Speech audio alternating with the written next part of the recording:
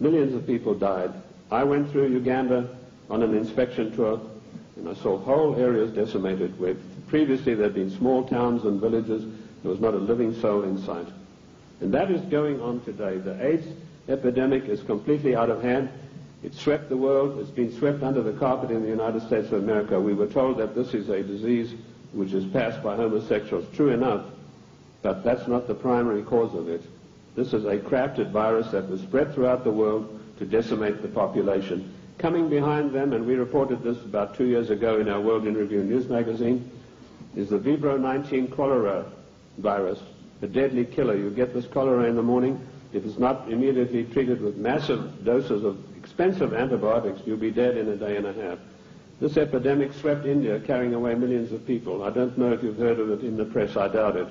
Behind that is a deadly strain of malaria, and some of our forces in Somalia contracted this disease.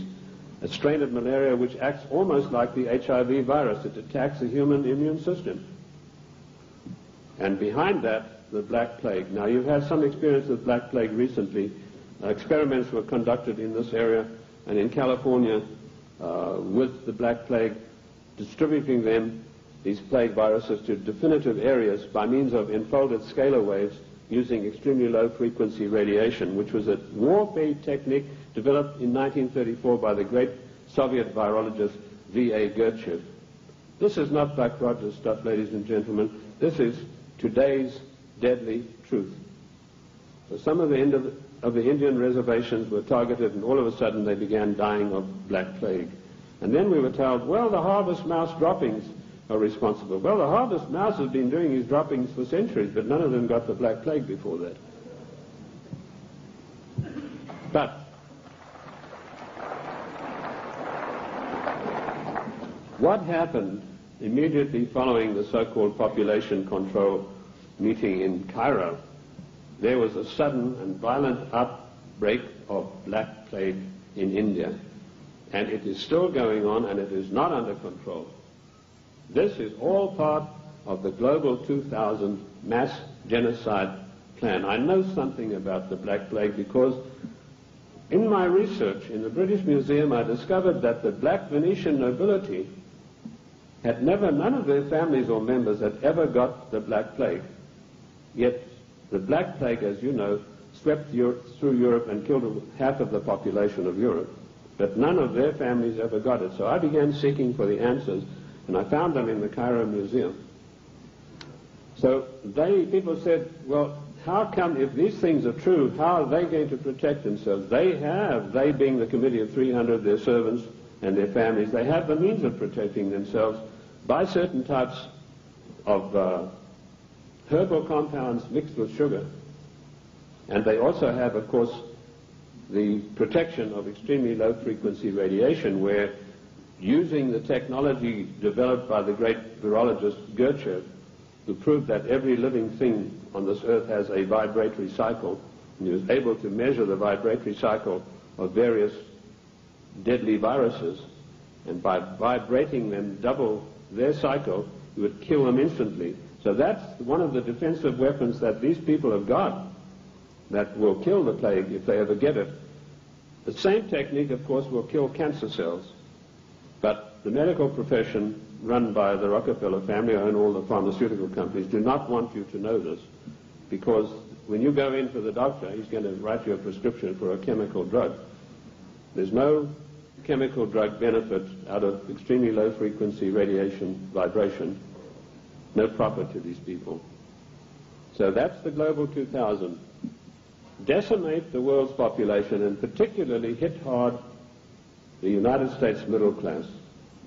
How are they financing all of this stuff? They're financing it through the phony, who I mentioned to you earlier, the Venetian black nobility. Now, why are they called the black nobility? They're called that because of the vileness and the evilness of their deeds. These families date back to the 11th centuries, the Lucatis, the Recanatis. They were called, and the Guelphs, by the way, I'll come to them, they're particularly interesting. They were called that because of the evilness of their deeds.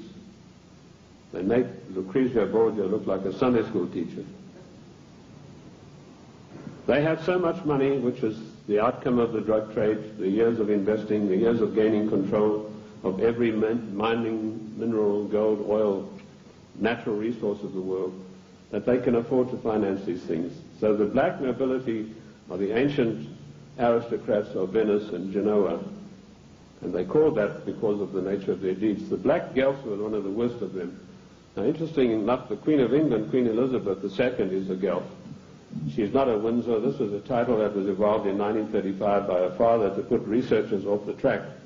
I like to include myself in that category, although I wasn't doing it then. I was much too young to be doing it. But he didn't like that certain people were getting hot on the track of who this royal family actually was. And so this was put out that they are the House of Windsor. They are not. They're the House of Guelph. And it's important for us to know that, because every time there's a financial crisis, it follows a meeting of the black Guelphs upon the Royal Britannia yacht of the Queen of England, which anchors off the coast of Venice. And all the world bankers meet over there and say, now this is what we're going to do to country X. This is how we're going to control this worldwide situation. And then they go off and give their orders to everybody. So that is the way it is done. I told you earlier that they controlled the United States. Even in the days of President Lincoln, they had him assassinated on the orders of Disraeli. And they then, of course, in later years, were able to elect one of the worst socialists we've ever had the misfortune to suffer under, Woodrow Wilson. Wilson was elected by a ploy. Of course, they got Teddy Roosevelt and the Bull Moose Party running as a supposedly third candidate to siphon votes off so that Wilson could be elected as a socialist president. Now, our eyes have been fixed on Moscow. We've been led down the garden path, ladies and gentlemen. All of the time we've been looking at Moscow, and we've been told what demons they are in Moscow. Rightly so. But all the time this was going on, the Trojan horse of socialism in Washington, D.C. has been stealing our country away from us. And in my book, Socialism, The Road to Slavery, I give you a full and factual description of exactly how this was done. In 1898, the Fabian Society, a socialist organization, sent Ramsay MacDonald, Prime Minister of England, to the United States to spy out the land. He came back and he said, there are two things in the way. You have a very strong middle class and you have the Constitution of the United States, both of which have got to be destroyed before we can socialize America. The first step they took was getting a socialist president in office in the form of Woodrow Wilson.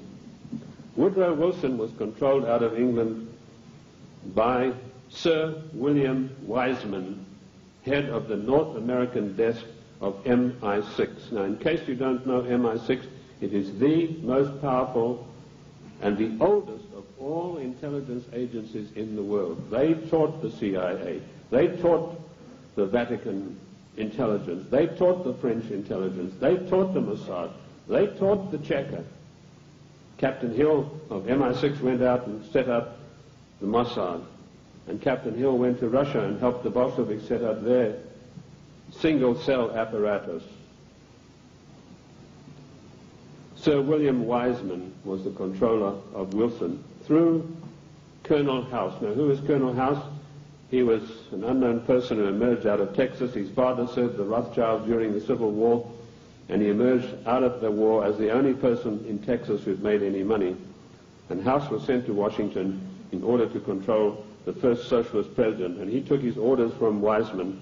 And House lived but a few blocks away from Wilson, and above him, Wiseman had an apartment. And that type of control is not gone. It is still here to this very day, right now, as I speak to you.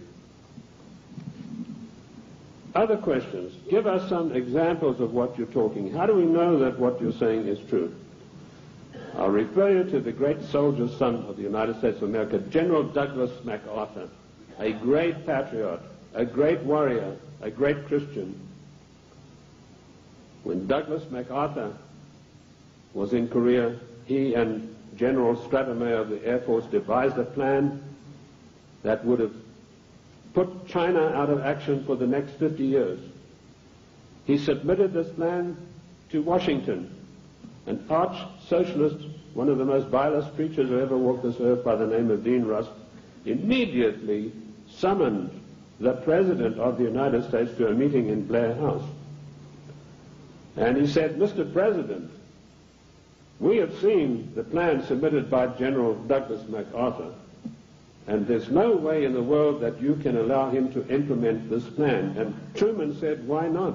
He said, you know very well that anything that relates to China has to be cleared by the Royal Institute for International Affairs first.